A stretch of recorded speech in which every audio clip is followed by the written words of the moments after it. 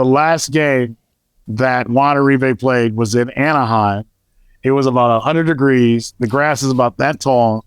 Mike Trout hit one of the hardest balls I've ever seen. It hit Uribe in a bad place.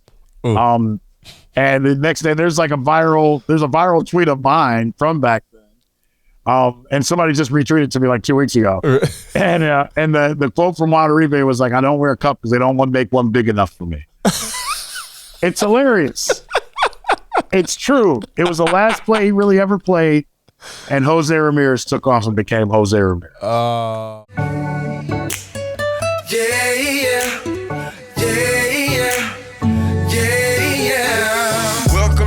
Casa, make yourself at home, do your do. Welcome to my pad, this your lab, go create your move. This episode is brought to you by Subway.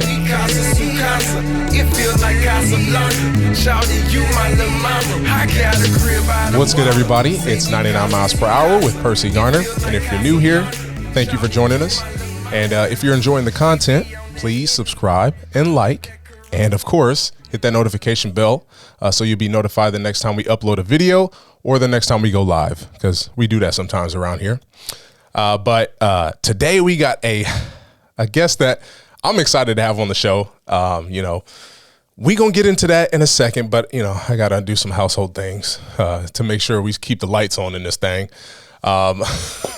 Let me thank our sponsors for this podcast, and that is Peterman Plumbing and Subway. We appreciate both you guys for supporting the podcast and making it possible so I get to sit on here and run my mouth and talk to some cool people. And if you guys are looking for pitching tips, we do that here on this page as well. I also have a Discord. The link will be down in the description. Make sure you click that and join the baseball community that I'm building. And yes, we focus on pitching, but I'm trying to get some people in there that know something about hitting, because that's not my expertise. So we'll work on that.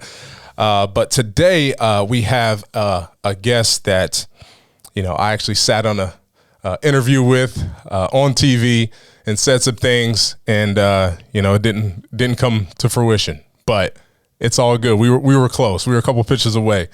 But this person I learned about. Because I thought I was the only dual sport athlete that really had the skills. But this person was an all Ohio running back. Also played baseball as well. I got to get into that. Was a 4-year letterman in baseball. Also Hall of Fame at Akron St. Vincent St. Mary's. If you guys weren't aware, that's where LeBron went to schools as well. And the big one, which I knew, but I just didn't know how many times. 5-time Emmy winner as a part of the Guardians broadcast. So without further ado, ladies and gentlemen, welcome Andre Knott. How we doing, Andre? I'm wonderful. Thank you. Hey, man, you killed on the open. I'm so proud. I messed with you, and I will throughout this because I love you. It's funny when I'm not used to somebody talking about me. And it's almost because almost through most of my career, you try to, this is like in your career, you're trying to keep doing things because that you can't sit upon what you did 15 minutes ago. Yeah. So you know what I mean? It's like you strike a guy out, and it's like, if you go over to the dugout and you start feeling yourself, there's some guy in that other dugout that's like, I'm going to turn that around. Yep. And that's kind of what I've been living off of, but I'm proud of what you're doing and where you're at. Well, I appreciate that. And that's one of the things I noticed about you. And, I was like, let me learn a little bit more about Andre, because obviously I know, he's great in front of the camera, funny dude, a joy to be around. And I kind of feel like that's what people would say about me. I'm always trying to have a good time. I'm positive. And, I saw that in you, and I was like, oh, that's what's up. It's amazing. In relationship, which we're going to get into, yes, that you have with the players is so cool too. So, but before we get into that, I just, kind of want to catch up. Obviously you got a beautiful family, and yes, you post some stuff on social media that I see, and I'm like, man, that's so dope. How's everybody doing at home? Family good? Family is good. As you know, when you're in this, and I'm gonna say as you know a lot, but as a father, no matter what business you work in or what you do, you have to find times to make moments special for your kids. I know you do that. And for me, being in the setting that we're in with baseball, and I know the next 5 months are going to be very just hectic because that's how the schedule goes. We just did spring training together, and my kids are 10 and 8, and they got to do 2.5 weeks. And and I've had like Tom Hamilton and people like that have gone through the rigors of a season that kind of tell me, man, like, appreciate when they just are cool with coming to Arizona and swimming in the pool. And my kids, and it's true, like we all go through this. So we're in a great place, man. But once again, I'm not going to sit here and like the last day they were in Arizona, I'll tell the story real quick. I told my daughter that she got good grades, I would get her a pair of shoes. So I got that. But I'd also told my son, I would get him the new video game, The Show, before he went home, because that's kind of like that's our thing now. Like we play, and they got the Negro Leagues things in it. But we were so busy when it came out last week that I didn't get it for him. So literally Monday night, family goes to nice dinner. We do all that and like put the kids to bed. And I look at my wife and I'm like, I gotta go find it. Like I was like, I'm gonna go put gas in the car. And my wife knew, like, she's like, you can do that in the morning. I was like, no. I'm at like the super Target at 9:58 trying to get to show because I didn't want my little guy to get on the plane without the game. That's dope. So that's my life. That's for as calm as I seem when you put me on camera, I'm that duck with the legs going 100 miles an hour. Just like most fathers, like I got to call the wife 16 different times. Like when she sends me to the grocery store, like, wait, is this the kind you want? Yes, me too. Yeah. Me too. So it's glad to know I'm not the only. I'm glad to know that I'm not the only one. And the other thing I want to touch on before we get into the nitty gritty is you brought it up kind of too. Like I wanted to make that a point to talk about you because I think you're a cool dude, but I don't know. I want to get to peel back some layers. We ain't got to get too deep on here, but I want to peel back some layers and get to know Andre a little bit more, because I feel like people, especially around here in my hometown, because that's where we're at right now. We're trying to grow, but absolutely. The people I know is people I see walking on the street like, hey, nice podcast. So I'm hoping they enjoy this one, and they get to know more about you, the person they see all the time when they watch The Guardians. So I'm excited, but like, what's it like to be, because everybody knows, Tom Hamilton and Rosie and all that. What's it like to be on a team like that? Because I watched the show that you were on, the Barstool show, and it was like dope kind of hear that. It was dope to hear that, like, hey man, that different me. Exactly. And also at the same time hearing stuff about, Rosie and Hammy, like stuff that you don't hear on an everyday basis. And obviously you guys are Emmys, 5 times. Yeah. So you guys know what you're doing. But to be able to, like, in that, you told me, or you told them on the show that it's kind of a, it's a rough, it's a rough place to be a part of in media and all that, because everyone's kind of out for themselves, because you got to be. But to be a part of a team like you're on, where, they let you be you, which I think is great. How is that? I'm gonna let you talk, I swear. Yeah, no, you're good. You're good. I've been put on teams. I grew up in sports. Let me start with that. I grew up in Northeast Ohio. I had family members or uncles that were coaches. So I've always kind of been around locker rooms and teams at a young age. Like my dad would videograph. Like he was like the first VHS like camcorder. I remember on Friday nights, we would go to Booked Up Firestone games because my uncles were coaches. So I've always been around sports, man, and the camaraderie of sports have always just kind of been a part of what my life has been. And the fast forward through everything that happened in high school, I had the greatest. I mean, I grew up in Akron, Ohio, and I got to like step on the St. Vincent St. Mary football field in like 6th, 7th grade. And the field was, back in the day, you could get close and you had grass, and I can remember like a team was like backed up in the end zone, and I could hear like the high school, like, and I just tell this because this is really me. I could tell, they were in the huddle, and I remember like looking as a little kid, like, man, I want to be in that huddle on this field. And it was at St. Vincent St. Mary on Green Street. And 5-6 years later, that happened for me. And I had the greatest high school football, baseball career that I can have. I got the most out of it. I think all of us could look back and be like, dang, I wish I'd have did this, or I was lifting more weights. Yeah. But man, I had a blessing. I could walk still. My knees feel decent. My head feels pretty all right. And that's something, because I've had some buddies that don't feel that way. And I got war stories. I got Al Bundy stories. So that builds me. I do, man. I score 6. Like literally my kids and my wife laugh. There's a field we drive by, and like I point now, and they're like, we know, Dad, you scored 6 touchdowns. So I tell you all that because working with Rosie, working with on the radio side, working with Hammy on the TV side, working with Matt, Rick. I had some situations earlier in my career, and I don't want to take all the time up, but I've been overblessed. I haven't left Northeast Ohio, first of all. But I was with the Browns, and I ended up being a Browns sideline reporter at 26 years old.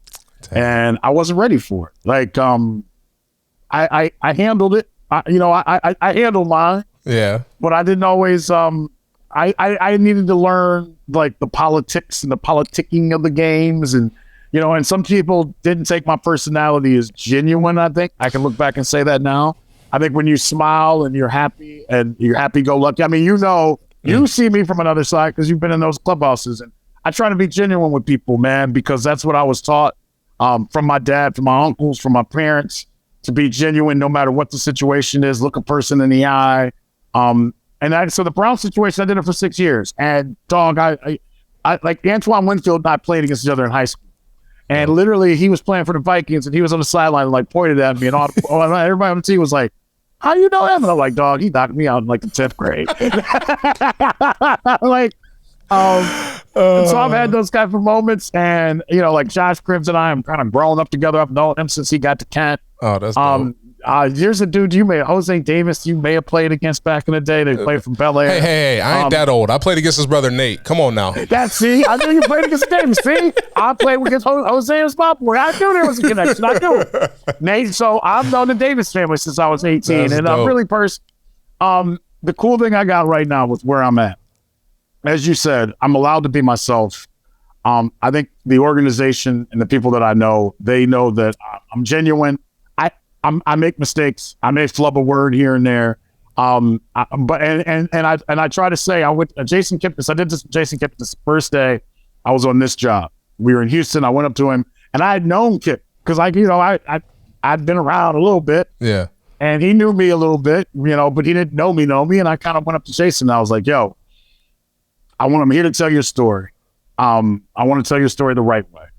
If I ever say something that doesn't match what you want your story to be, please tell me and don't talk bleep behind my back. Yeah. And he stopped what he was doing. You know how ball players are before games. He put everything down. He looked me right in the eye. He shook my hand. He goes, I appreciate that. I will. And he did. there were times I believe it. Clubhouse. Yeah, so I think you guys know, and dude, that's like I've had other opportunities. I'm at home. When I go to the ball, like I went to the ballpark this morning, so happy just to be at the ballpark. I know I'm not playing, but dog, I've been reaching, like I was always told, reach for the highest star. And if you reach high enough, you may fall to another one. I've fell to another one, G. That's what's up. I thought you was about to say, I was like, man, I hope my son got to see this because I've been telling him that. I was like, reach for the stars. If you miss, you hit the treetops, which is still good. Right. But I like yours, though. Reach for the tallest star. But I am. And I can take that in, man. It's like, as you know, it's exclusive company. Everybody's card don't fit. Yeah. Right. And we got to be better at finding ways to fit. I had an aunt that used to tell me, she was like, you want to be a player, but you should think about being an owner or be a doctor. All my mom's side of the family, they're all doctors or teachers, or so when I said I wanted to do this, I got the gas space. Like I were like, you want to do what? So I had to succeed. Dog. Yeah, I had to succeed. I like it. That's what's up, man. That's a dope story, and that's why I like having people like yourself on the show because you're like you said, genuine. I remember I had a lot of teammates, on that bus in the minor leagues get traded over because the other dude's been around me enough where they're like, this is Percy. He's always happy. But some dudes come over like they think it's not me. Like, all right, he's putting on some type of show. And it takes them a couple months to go, oh, this is really him. Okay, dope. All right. And because not a lot of people are like that. So I look at that and being blessed as well. So but that's dope, man. I'm excited to just see, what these Guardians about to do this year. But I kind of want to, draw a comparison, and you tell me if it's valid. I don't know. Okay. Just from what I see, and I always tell Tristan and the boys, I'm gonna be up at so many games, and I make it about 2 or 3 a year. It's so far away. No, I'm joking. But it's a lot, man. You got kids, you got family, you got life. I know, and it's a lot. Well, I feel bad because those moments when I was playing, the wife's home with the kids, and I'm like, hey, I'm going to watch a movie with the homies with the squad, Right. and she's like, oh, okay, great. Yeah. I'm changing diapers and giving the kids a bath. I'm like, oh, okay. So now I'm like home. I'm like, all right, I'll try to do as much as I can. And now you can barely make it because Yeah. you see how they do it. Dude, on the way here, when we're getting ready to do this, my kids couldn't make it to a Cavs game back before spring training, and I promised them. Well, they only got like one more home game so Purse, I'm like calling for favors. And I got tickets, but then so then I called my wife and I gotta like beg her, and she's like, "Oh, I know, you're at home. I gotta fix it. I gotta take it." I'm like, hey, and it's a blessing to have wives and spouses and partners like that in life. So yes. That's another way we blessed. But yeah, I wanted to draw the comparison. So for me, being a part of the Indians in 16, that's why I call them the Indians. I assumed when I got called up that it was going to be every man for themselves.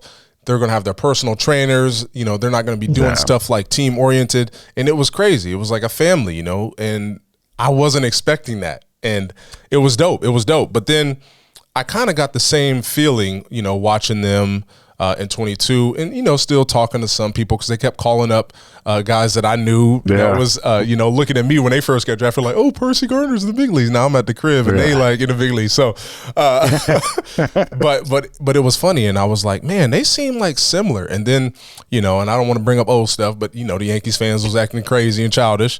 And, Miles and them for some reason, I felt like that was a moment that just, like, oh, these dudes got my back. And then from then on, it was just like, boom. I mean, they was already playing well, but I think that just put the glue together. Like, all right, these dudes got my back.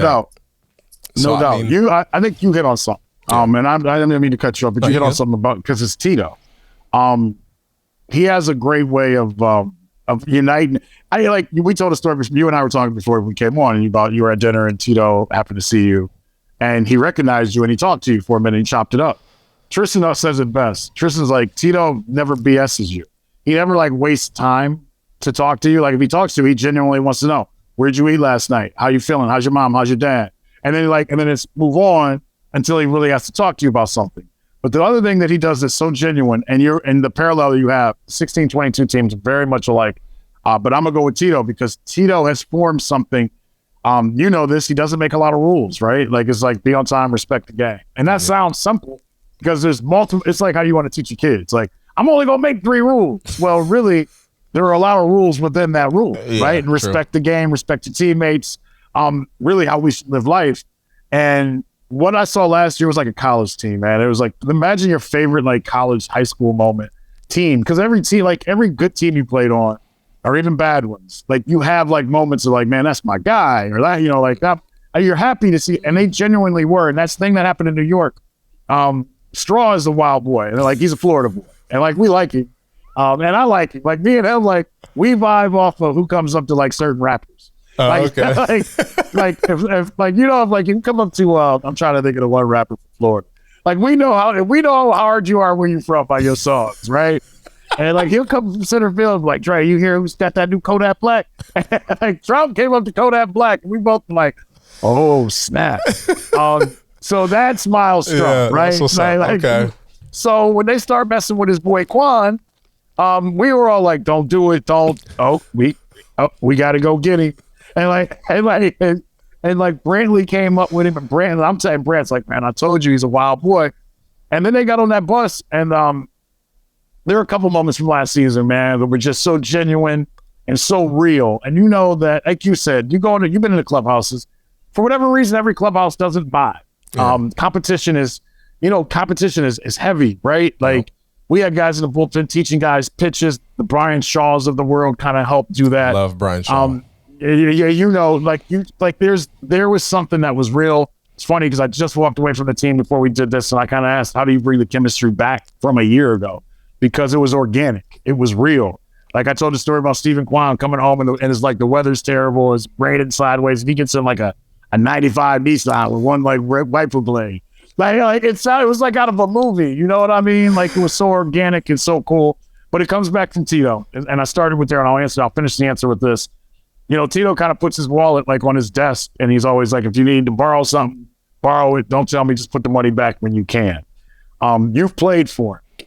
I think the way he opens the door to people like myself, I think the way he opens the door to the guys that are cooking for the team, the way he opens the doors to the travel guys, it makes you kind of fall in line because you don't want to be the bad apple when you see the leader and the guy that's going to the Hall of Fame treats people the way that he does. That's true. That's big. That's big. And it makes a lot of sense. And there's not a lot of people like that. Like you said, Hall of Fame people. And once you're, I don't know what it is, but most people are, and I've ran into a few because I was drafted by the Phillies and I was like, how am I going to make the big leagues when they got Roy Halladay, Cole Hamels, Cliff Lee, Roy Oswalt? I'm like, what the heck? Why did y'all draft me? But you run into certain people and you're like, oh, like, okay, that's that dude. And, I was fortunate enough to meet Jim Thome. And he was another one who reminded me like that. Okay, this is a Hall of Famer. And he's talking to me, talking like, oh, yeah, I remember I seen that Dover exit off 77. Like, it felt dope. Like, oh, this dude is a dope dude, And he's giving tips that the coaches are like, hey, don't tell these players that, because he hit a home run. They're like, how you know he's going to throw a first pitch changeup? He's like, oh, I just knew. Like, no. Well, wait, Purse, I love that you tell that story because I try to tell, I'm like, man, if you heard, Sandy Alomar is the smartest human being I've ever been around on a baseball field. And that man, quick story on why Sandy's the greatest. We were in Kansas City years ago, and this is about Francisco Lindor. And Frankie, if it gets back to you, I love you, you're my dog too. Yeah. But Sandy's genius is genius. We're sitting there, we had just put in some new, we had these new graphics on TV of showing how far guys can lead off. I'm sure you see it. You'll be like, oh, this is 7 inches. This is whatever, 6 feet, 5 feet. So the night we were having a beverage after the game and at the KC hotel, and he saw the graphic and he goes, Dre, he goes, when you get that graphic tomorrow, let me know if one of our guys gets on. And I go, okay. So Frankie gets on in the first inning, takes a lead, and the lead wasn't because Sandy was trying to tell him, your leads are too short. Stop talking to the umpires. Stop being kissy face with their catcher. Get a bigger lead, right? And Sandy. Yeah. And he's like, all right, he's not listening. And he was talking to Hosey too. He was like, they run like they blind. Nobody can see them. He goes, so I want to know how far along they're where they're at. Yeah. So Frankie gets thrown out. Sandy comes across the field. He goes, Audrey, tell him how many feet he was. And I was like, you were only 5 feet, like Frankie. And Frankie kind of rolled his eyes at me. And he went back out to shortstop. And Sandy just put a piece of gum in and walked to the other end of the dugout. And the lesson was learned because after the inning, Lindor and Hosey came over to me and they were like, what's he talking about? And I was like, he's saying you guys need bigger leads. Your leads are like a short off, a step or two off, blah, blah, blah. And I'm sitting there and I'm realizing he is so 100 miles ahead of the game. Yeah. That he knew last night talking that this moment might come. And he didn't have to yell it at him anymore. The TV guy, the kid over there sitting there sweating, eating bubble gum, is pointing at his little screen going, you were here. You should have been here. Yeah. And he's a genius, telling what pitches are coming, what sequences are coming. I am blown away by Sandy Alomar's intelligence. I really am. Yeah, and he's also, I didn't know, I assumed he was that intelligent because he was a catcher and all-star catcher and played for an amount of years and his whole family played baseball. But the thing that I was blown away by was just how nice he was. Another guy you just don't expect because you run into some dudes, some knuckleheads, and you're like, oh, okay, that's how they act. But, Sandy was just on another level. He got me into biking. My wife wasn't too happy about that. I spent a lot of money on the bike. But I had hurt my knees just like him, so I had to fall in line and listen to the band who has went through it all already. But that is dope, and I'm excited for this season and excited for the new stadium. I think that's coming in 25. 25. We got be time for our kids to be ready to play. Yeah, exactly. Well, see, I got Purse playing right now, and he's just like, Dad, man, baseball. Come on, man. I'm like, really? Purse, you're breaking my heart. What? I'm glad you're saying that. But what does he not love about it yet? To be honest, I think it's just cold. So last year he was fine. He hated when he got out, but everybody does, and he was having fun. And then he played soccer for the first time, and now he just loves soccer. And I'm like, all right, that's cool, but you're 9, so you're not just playing soccer year round. Like, we're going to play basketball and baseball because he decided he don't want to play football, which kind of hurt my heart too. No, I was going to ask you that because that's a big conversation in my family about football. Really? You want your guy playing? I want him playing baseball, but football is kind of up. Like, I was fortunate not to get hit hard, and to be around this area. And then college, I never played in enough to get hit. I was in some blowouts where I was just handing the ball off. So right. But no, you know what, man? What are you thinking? What are you thinking? Yeah, I love football. I love the locker room camaraderie. Yeah. Like, baseball's great. Like, I played them all, but like football camaraderie is different because like it really hurts. Yeah, it's war. It's war. I mean? Yeah. Yes, it really is, and it does build up a characteristic in you. About sacrificing for the old to the like. I can remember we had a screenplay my freshman year, and it was Muddy against Walsh. Man, I got a good Mike Vrabel story too to tell you how smart Mike Vrabel was. Man, I'm like, God did things to put me in certain places for a reason. I really mean that. But I played. So my freshman year, I got called up to varsity at St. V. Never happens. Like, very rarely, unless your name's LeBron. And I was a running back, but our starting running back, a guy named Cameron Pooler, shout out to Cam Pooler. He had a scholarship to Rhode Island. He was a senior. He's got kids that play locally basketball and coach basketball. Great dude though. He was a senior. I was a freshman. It's all this. I think this is all about good people. Is what we're really getting at. Cam took me under his wing. He was a starting running back. They called me up to play in the varsity game. They tell me a play to run in, and like I was 14 years old, just like happy. And I got like halfway, I got the quarterback and I remember looking at him and was like, flip right. And like, just, and my mouth just stopped, right? And the crazy thing is though, Mike Vrabel, because I was playing receiver, it's because our running back was our running back. Yeah. And I came in and I went up to line up as wide receiver and I was nervous. And Mike Vrabel was playing DN. And he said, "Hey, you little guy, you come in here and try to chop me, I'm gonna break your neck." And Purse, I was was like, that your assignment? Yes. So I start coming in motion, and I'm like, and he literally put his knee under here. Like, I went to cut him, and he knew. He made the tackle, 3-yard stop, stood over him. He's like, "I told you not to do that." And I'll always forget all these seniors helping me. It was the worst moment of my life, right? Like, I had never failed on a football field, ever. Like, I was the man. And I'll never forget them linemen picking me up. And they're like, "Hey, man, you can't show your blind dog."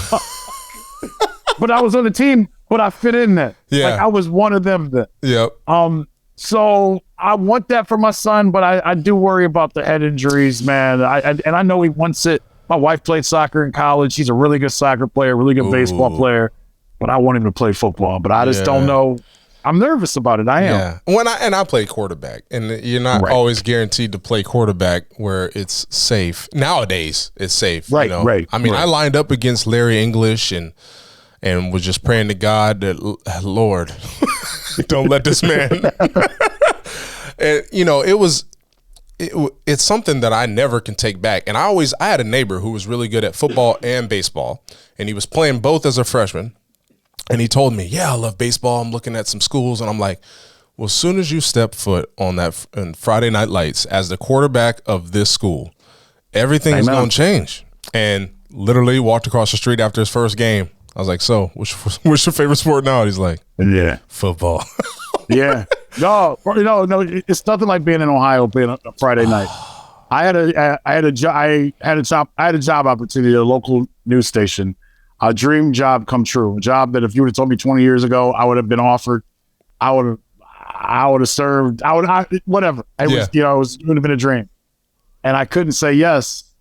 And the person that was offering a job, they're like, "Why?" And I was like, there was nothing like growing up in Akron, Ohio, and being on a Friday Night Lights. Like, I felt like how I grew up and what my peers were. There was nothing like it. Whether I played at Massillon Stadium, whether I played here, I played at St. V, and then in my career that I have now, there's nothing like 7:05 Thursday night, 7:10. I'm not playing, but my heart still gets that little ooh, like the lights come on. And and that's what I had to tell this person to offer me the job. I'm like, thank you for this offer. I can't say thank you enough. I go, but I can't get an adrenaline rush from doing the 6 o'clock news. Like I can't stand it on a professional field getting ready for a game. Yeah, that's real. That's so, that's a dope story too. Appreciate you for sharing.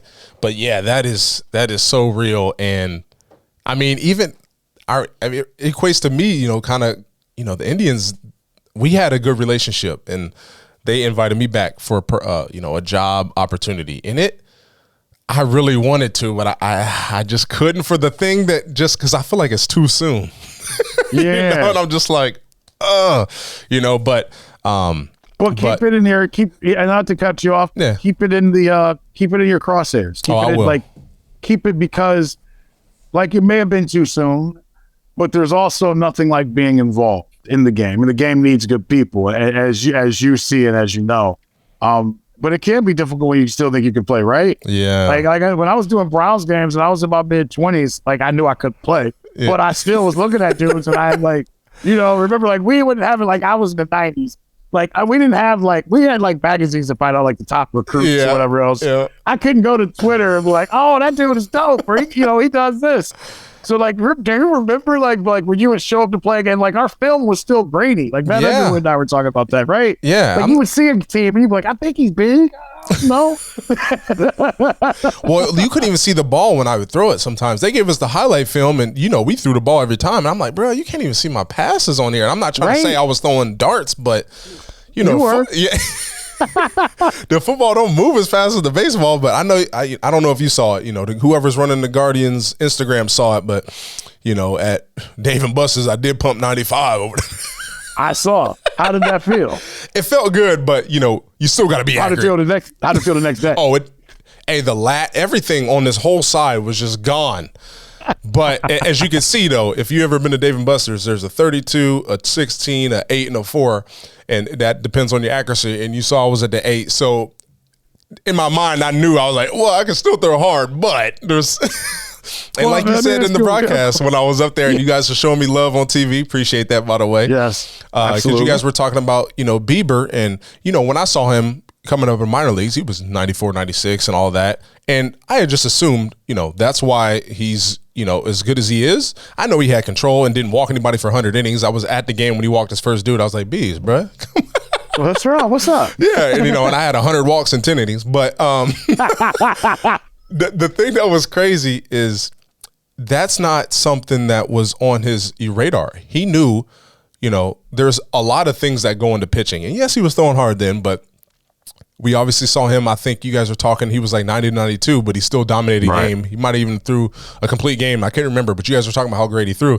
And then I was there with the 99 miles per hour shirt on, and they was you show me some love like you always do.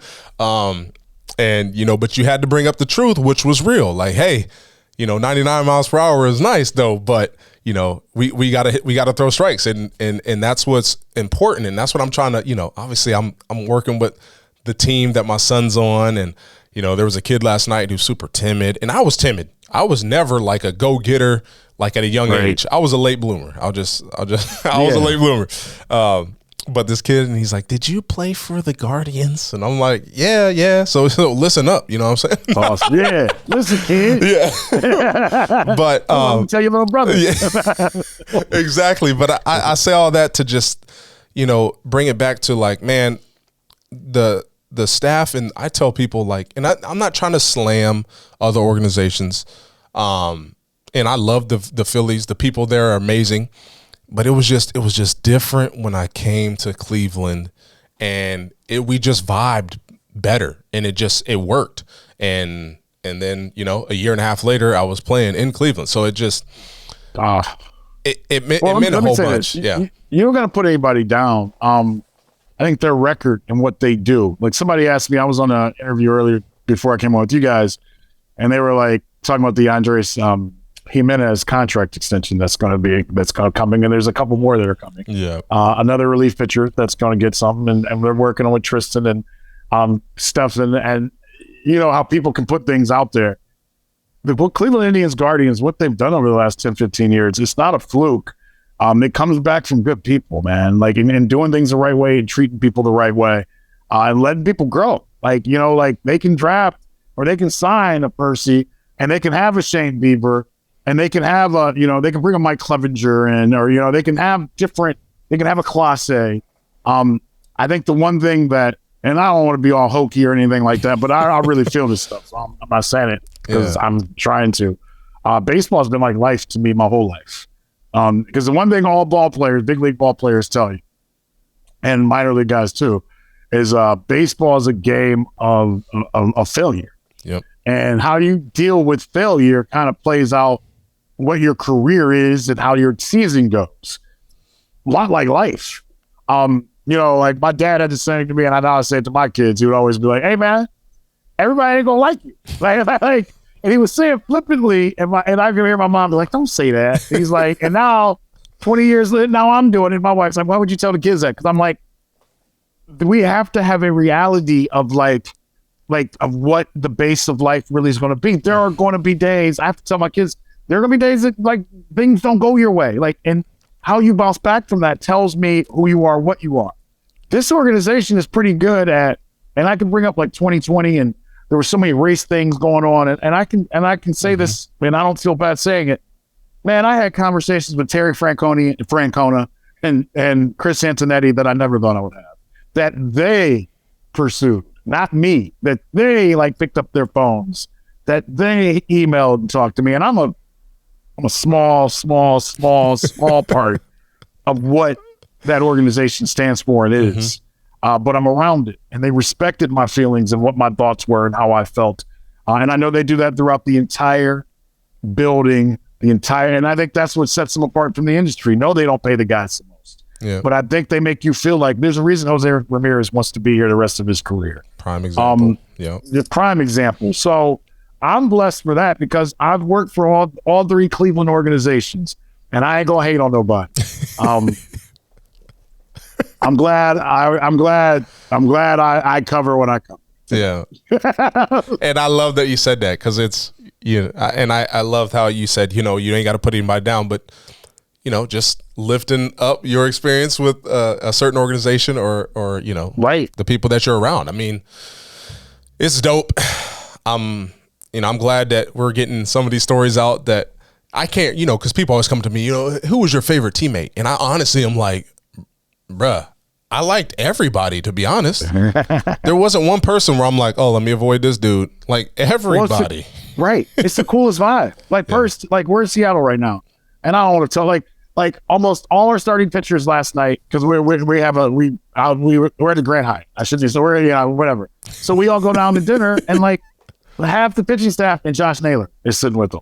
Like, like to me, like that's not how teams usually is. Like pitchers hang with pitchers. Yep. That like infielders hang with infielders, Dominicans hang with Dominicans, and it's like, no, man, there's a little bit of, and because like baseball locker rooms, clubhouses have a little bit of eighth grade to them, right? They're like, like the cool tables, like every team is cool. That's what I like, and that's why Jose is a great player and makes his team work, and you know that. Yeah. Like Jose may have barely knew your name, but Jose knew what you could do on the field, right? Yep, true. Like if he knew you threw, he saw you throw 95, 99, he would go, Gardner! Like he's going to yell something, and that makes you feel a part of it, right? Yep. That makes you, the coolest here, I got a cool story for you. Because like baseball, man, I love baseball so much, and I use these stories with my own kids and talking to people. Jose and I kind of came in together. And I think in 16, when we had, Uribe was here. And Uribe was kind of somebody he looked up to. He was a Dominican, and had a lot of success, won in Chicago. Had been around for like 15, 16 years. And there's this way I'm going to finish this story that's wild. So that was perfect, like, because he didn't have a position. Jose came up, he was a shortstop. Obviously was going to be Lindor's. So it was weird. He was only like 20, 21 years old, in Dominican age, as they say. Yeah. I was thinking that. What were you going to say? I know. So they brought him in, and they had Mike Napoli. And Mike Napoli signed. Greatest leader of all time in all of sports. I'll put that down. There's a Hall of Fame for it. He would be the first guy in it. And so I walk in, and we're in Houston again. And obviously, his countrymen took him under his wing and told him, if I can play, or Uribe kind of told him, if I can play 15 years, with your versatility, you can play 15 years. And this is before he was banging the home runs out. This was Jose helmet flying all over the place, doubles, stealing bases, and we still get those moments, which is awesome. So he got that from Uribe. But Mike Napoli, white guy from Florida, wears his hair a little bit different. You got the big beard. They would play cards every day, and they barely could communicate, but they found a way to communicate. And what Mike Knapp and Jose, matter of fact, I got to do something real quick. Yep. We have a on season opener on April 8th, I believe, next Friday. We will have a Jose Ramirez show for 30 minutes to an hour that we did this past January when I went to his home in Bani, Dominican Republic. It will be on Bally's after the home opener. But this is a dream come true for me. I've been wanting to do this for a very long time, but I will have a documentary on Jose Ramirez coming out Friday night after the home opener. Dope. Please watch. Okay. And I think you're going to learn about him and see about him. But I have him admitting to me that Uribe and Mike Napoli changed his career because they both put faith in him and told him he could do this. And I tell that story because it's the most beautiful thing of baseball. It took a Dominican that made him feel comfortable to kind of get out of his own skin. But then it took a white man that had nothing else like him. But they found common ground in playing cards every day and talking hitting and finding like the way to build language that Jose sees him as one of the most important people in his life and in his baseball career. Even though they couldn't talk for 30 minutes together having a normal conversation. And Purse, is that not a baseball clubhouse? I love that you can have handshakes with a guy and y'all barely know English together. You can celebrate together. Dude, it's a beautiful thing. And I just want more people to realize our differences can be to an advantage when we put them all together. Exactly. And I have a quick little story from my own, that matches up with that. I just gave a speech at Strasbourg Seasoned Seniors. It's a club of seniors. And, there was someone that spoke before me, and I was kind of noticing dang, these seniors ain't really paying attention. They ain't paying no attention, yeah. I'm like, come on, I know y'all, once you get a certain age, you feel like you can just do whatever you want. But I was just like, man, that's kind of messed up, because I knew the speaker, and I'm like, she got something good to say. And then when I got up there, it was just like they just was locked in. And, I was obviously talking baseball and all that. And sports just in general, because the person that spoke before me was like, that was amazing. She didn't even care about that they weren't paying attention to her and having conversations while she was talking. She was just like, I grew up here, and 30 years ago, that would have never happened. Right. And she was like, they were just hanging on every word, and just the experience. In my mind, I was like, it's sports. I wasn't thinking it's sports. I was just like, oh yeah, I was good at baseball, so it helped me out. Baseball's done a lot for me. Baseball been very, very good to me. No. Very, very good to me.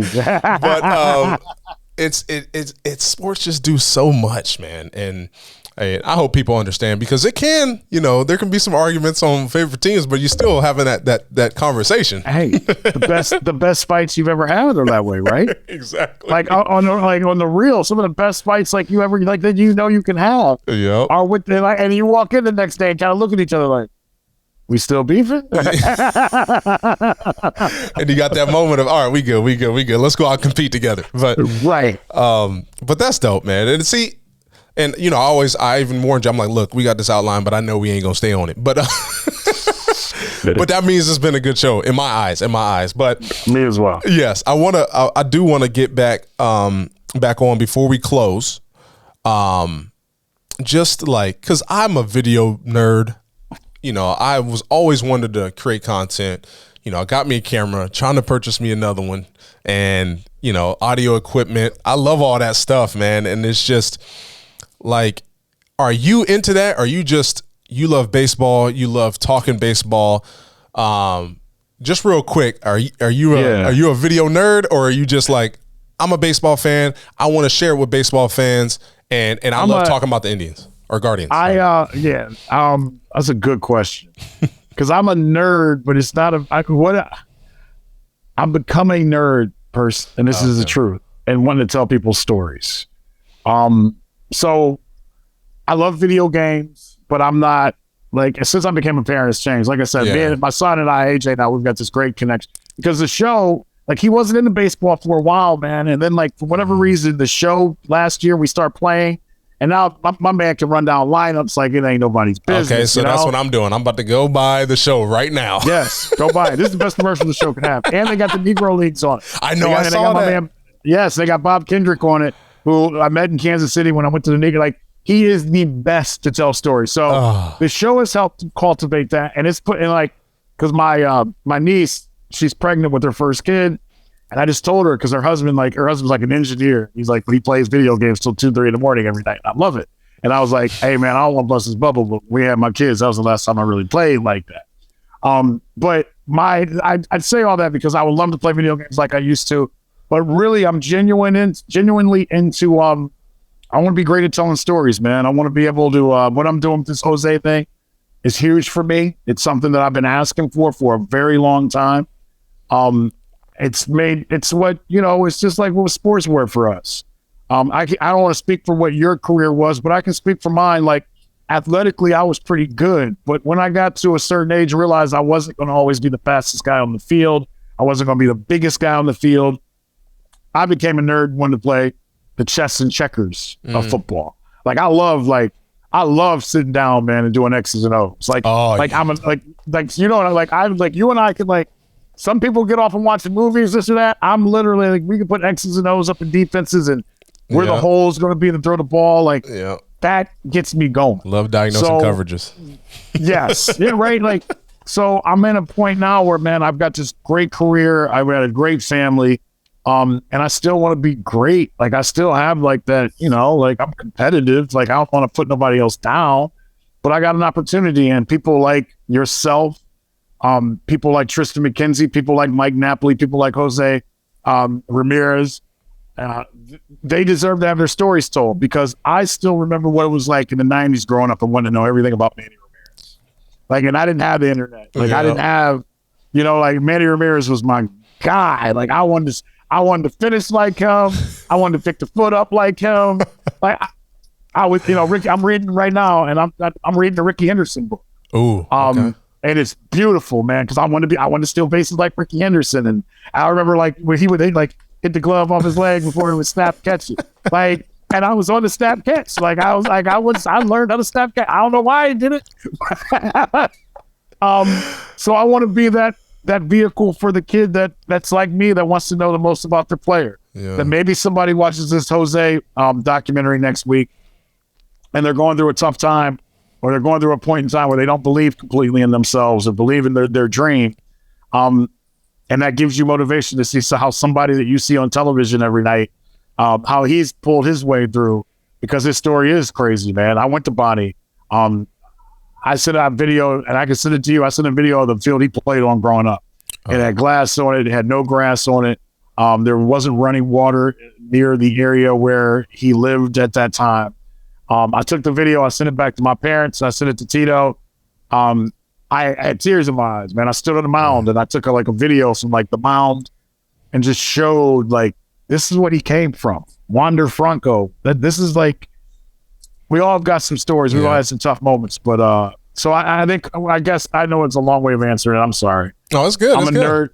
I'm a nerd to wanting to. I want to be the best storyteller I can be, man. I want to, because I'm learning too. Like I'm gonna be 45 in a couple of days, and I think the best thing that's happened to me is I can take a step back, and I can learn from your experiences, and I hope others can learn from mine. Yeah. See, that's dope, because a lot of people don't understand that. I just learned this once I started, going down the YouTube rabbit hole of, how to make good videos and how to, entertain people and keep them coming back. Being a great storyteller is just the art in all of life. If you're doing marketing, if you're doing what you're doing, if you're doing anything, being a good storyteller. That's how Steve Jobs, when he left and went to Pixar and came back to Apple, and then they took over the world. That's what it was, all based on storytelling and how they market their stuff. How do you captivate people? Yeah. How do you captivate them? I never knew what a Mac was. In 2007, I saw one commercial right after my graduation party, and I'm a computer nerd. I was going to school for computers. And I've only seen a PC. Didn't even know what a Mac was. I saw one commercial, bought a Mac, $2,500. Took all my graduation money and bought a Mac. So you know it's powerful. So right. But I'm glad you said that. Thank you. And let me finish the story on Jose and Juan Uribe and Mike Napoli. The last game that Juan Uribe played was in Anaheim. It was about 100 degrees. The grass is about that tall. Mike Trout hit one of the hardest balls I've ever seen. It hit Jose and it hit Uribe in a bad place. And the next day there's a viral tweet of mine from back then. And somebody just retweeted to me like 2 weeks ago. and the quote from Juan Uribe was like, I don't wear a cup because they don't want to make one big enough for me. It's hilarious. It's true. It was the last play he really ever played. And Jose Ramirez took off and became Jose Ramirez. Oh, and I remember that too. That's dope. That is dope. Juan Uribe. That's what's up. And those are stories you can't get anywhere else, man. And I appreciate you coming here. Quickly, let's wrap up with the 2023 Guardians season outlook. Who do you expect? Let's make it easy because I mean, there's a lot that can go into a 23 season outlook for 162 games. Who do you think the world would be surprised by? Or is there anyone on the roster that is, that hasn't really been heard of? I know there's one guy that I have in mind, but I just want to know. I don't know how to quite say his name correctly, so I'm gonna leave it up to you. Who? You tell me. I got who? I want to say it's infielders. Valera. Valera, the catcher. Valera. Is that his name? Oh, no, the outfielder. Yeah, George Valera. Oh, yeah, he's an outfielder. Okay. Yeah, because, you don't think he's going to make a debut this year? Yeah, he might. He's okay. Oscar. I'm going to answer how. Okay, yeah, go ahead. Because I'm going to let you do your boy. Because I like him, too. I like George. George's got some swag. That's why I like him. As you should. But this is why I would like having these conversations, and you and I have to continue having them. Because having a lot of swag in baseball ain't always what it is. Yeah. And he's got to work through that. Yeah. Well, that's the only reason I didn't like being a pitcher because I couldn't wear nothing. Yeah. You're like, man, come on, man. Let me put this on. Let me put my handbands on. Yeah, let me do something. Yeah. My pick would be Andres Jimenez. I don't know if I'm allowed to use him, especially now that he's worth $100 million. I was about to say. Yeah. But I've been on him, man. That's fine. But I'll give you something quick on him. His first year here, he saw how small Jose was. And he was like, well, if Jose can hit home runs like that, I can. And he kind of kept changing his stance, he just couldn't find a stance that worked. And Tito was kind of like, why do you keep changing? Who are you? Find your stance. And he goes, he goes, well, I thought I could do what Jose could do. He was like, go look at what Jose did before Jose became Jose. He came back last year and he was mini Jose. And he's on the way to being a superstar.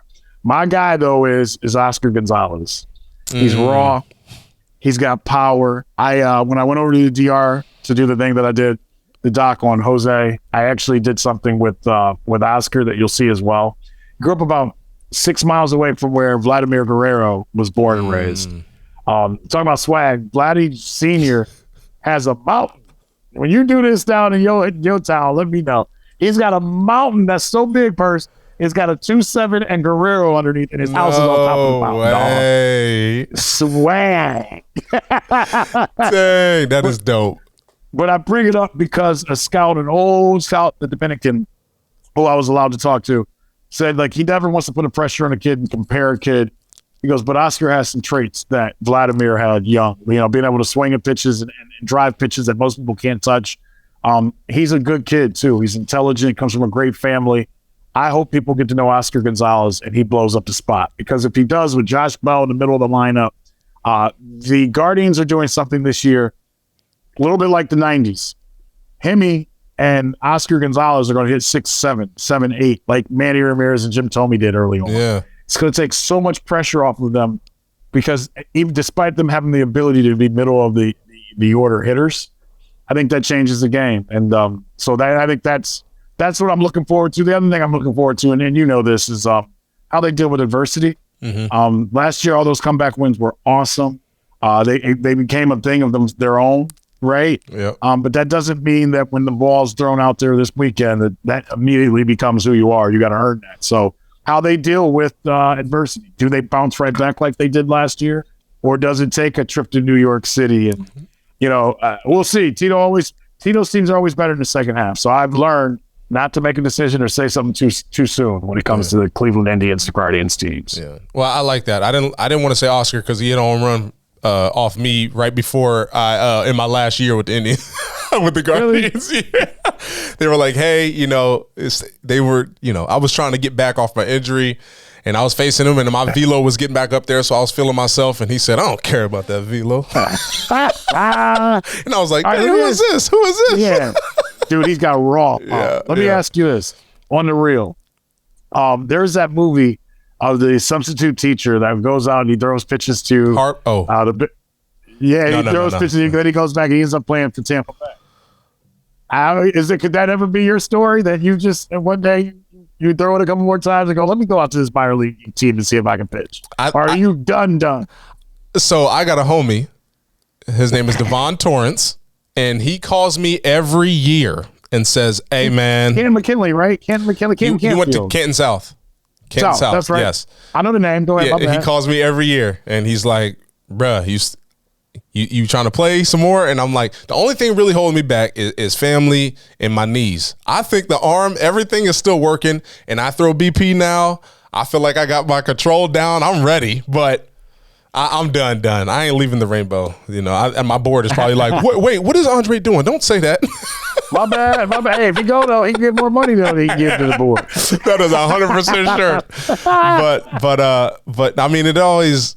I don't think about it that often, but when I go to a game in person, I'm just like, When I watch it on TV, I'm fine. But when I'm in person, I'm like, oh man, But because I always get the question, why'd you quit? I'm like, no, I didn't quit. I just, as my son would say, Daddy was fired. My body quit. What you tell him?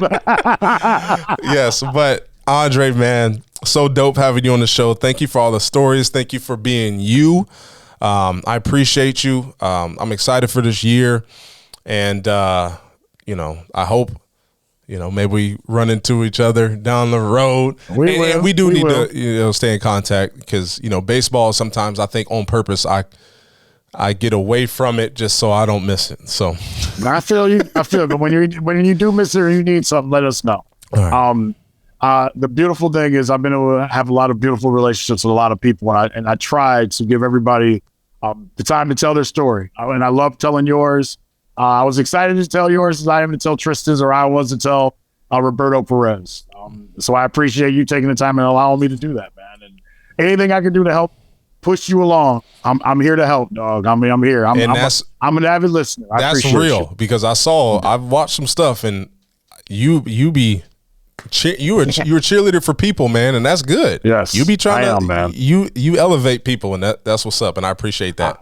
I talked to a school. I did something like close to you did, and I told a school, man, I was like, hey, man, I'm an old school point guard. I ain't one of these point guards that need 30 shots. I just give my 15 points and 10 assists, and I feel good. I feel like, on a real note, and I want to tell this to stop bragging. I got a friend, Ricky Smith, that runs Random Acts of Kindness everywhere. And a couple of weeks ago, I took my daughter out to dinner. We went to dinner, just her and I. She's 10 years old, and it was Random Act of Kindness Day. And you talk about me trying to be like a person that helps people. I really do, because I feel like that's the purpose that God put me here for. I don't want to put it on everybody else. Yeah. But my daughter, we always wear these Random Acts of Kindness sweatshirts and shirts around the house. My wife, I do. And my daughter's not wearing them because she thinks they look cool, whatever. So we were out to dinner. And I was like, honey, it's Random Act of Kindness Day. She was like, well, what does that mean? And I was like, well, I go pick a family in here and we'll buy their dinner. And we did it. And she got tears in her eyes after it happened when the family came up and thanked us. Said no one ever done that for their family. And my 10-year-old daughter started crying. And she was like, Dad, thank you for doing this. This felt better than any gift I've got on Christmas. Dang. To me, that was one of the best days of my life. So I genuinely try my best. I'm not perfect. Yeah. I fail. I fall down. But I genuinely try to do that because when I was able to see it come back through my daughter, I realized that's what I'm supposed to be here to do, to try to help as many as we can. Well, that's dope, man. I appreciate it. Thank you for telling that one too, because that's the big one. That's the big one. And you know, maybe, you know, I plan on having this podcast going. So, you know, maybe down the road we come back, you know, because I love telling your story, and you know, I feel like there's more there, and there's a lot of stuff we didn't cover. But yeah, I love you, Andre, and I look forward to seeing you on the screen and talking about the Guardians, the 2023 Guardians, and what they about to do to the league this year, man. Appreciate you. And everybody watching, we appreciate you. This will be live Tuesday. Thank you for tuning in. Like and subscribe. We're trying to grow. We need to reach more people. If you're enjoying the content, share it with somebody that you love. And we'll see you next time. Peace. I got a crib by the water. Say me casa su casa.